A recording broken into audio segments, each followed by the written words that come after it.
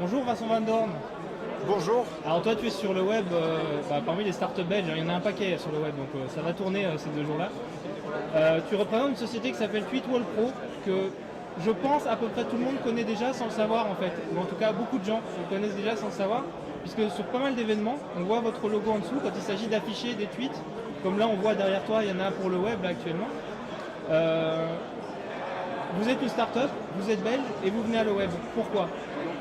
C'est the place to be, non? Je sais pas, c'est à toi de me le dire. Je pense que c'est the place to be si on a envie de faire en sorte que sa start-up sorte un peu du lot, de se faire repérer. Et puis ce qui est très chouette pour nous en venant à l'OM, c'est qu'il y a des gens comme toi qui disent ah oui, on vous a vu là, on vous a vu là, on connaît bien la start-up. Parce que quand on reste en Belgique dans nos bureaux, on ne se rend pas compte vraiment que oui, on est en train de se créer un nom. Et justement, alors, en quelques mots, Tweetwall, je vais essayer de l'expliquer, tu me dis quand je me trompe.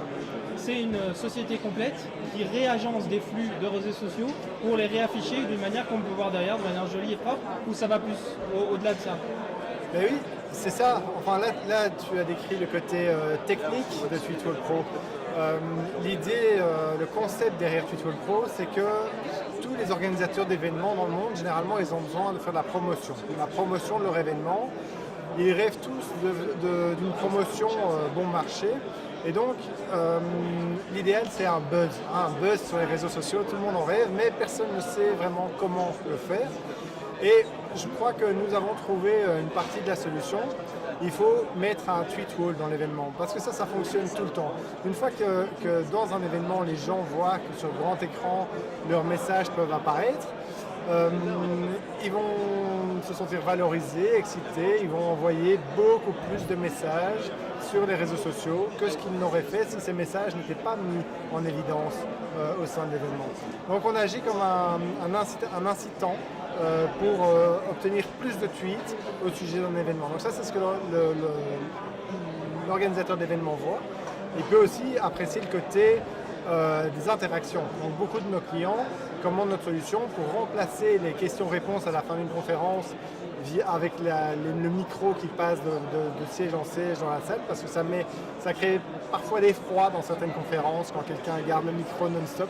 Ici, les organisateurs des conférences peuvent vraiment gérer les questions-réponses si les questions sont envoyées par Twitter pendant la conférence, et puis elles sont modérées. On affiche uniquement les questions les plus pertinentes qui vont servir à l'entièreté de l'assemblée. Ce que vous faites d'ailleurs assez régulièrement en Belgique et à Bruxelles pour des événements liés au numérique, je crois. Oui, dans le monde entier finalement. Et en Belgique et à Bruxelles, finalement, fort peu par rapport à ce qu'on fait ailleurs, parce qu'on a directement orienté notre développement commercial sur l'export, sur l'étranger. Et du coup, on a un peu oublié notre propre pays. Mais c'est vrai que oui, en Belgique, il y a des événements comme le Café Numérique, le Beta Group, qui utilisent pour chacune de leurs éditions Tweetwall Pro, et on en est content. Merci à eux. Globalement, vous n'êtes pas une société perdreau de l'année, c'est pas la première année que vous existez. Pourquoi aujourd'hui venir à le web et pourquoi aller, on va dire, vouloir exploser? Je ne sais pas si c'est la bonne définition. Mais parce que les débuts, ils étaient un peu difficiles. On est arrivé peut-être très tôt sur le marché. Je ne vais pas dire trop tôt, parce que maintenant on est très content d'être arrivé si tôt. Mais c'était difficile de dégager de l'argent de ce projet au tout début. On était vraiment précurseurs, il n'y avait pas de solution de Tweetwall qui existait, et les organisateurs d'événements ne se rendaient pas compte que c'était quelque chose d'important pour eux d'afficher les tweets dans les événements.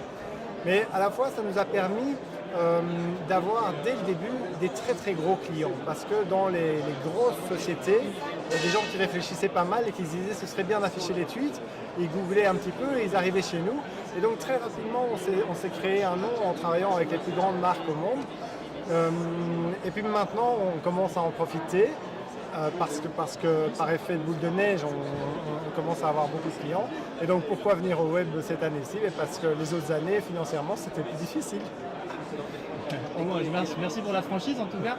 Et peut-être une dernière question, est-ce que ta société, comme d'ailleurs à l'époque celle de Loïc Lemer, Sismic, dont on connaît un peu la destinée, vous n'êtes pas tellement lié à Twitter que si demain Twitter dit j'ai envie de faire ça moi-même, demain vous disparaissez?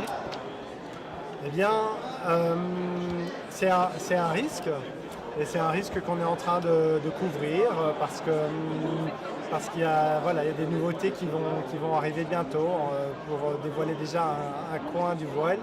nous allons lancer une nouvelle marque qui n'est pas exclusivement liée à Twitter, qui couvrira d'autres réseaux sociaux et qui sera fier de l'affirmer et qui pourra s'en vanter sur son site web. Ce que nous ne pouvons pas faire actuellement puisque nous appelons Tweetwall Pro.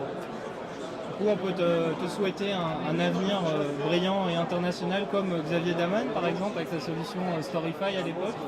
C'est gentil de faire ce parallèle. Je te souhaite un bon le web. Merci. À plus tard. Merci beaucoup.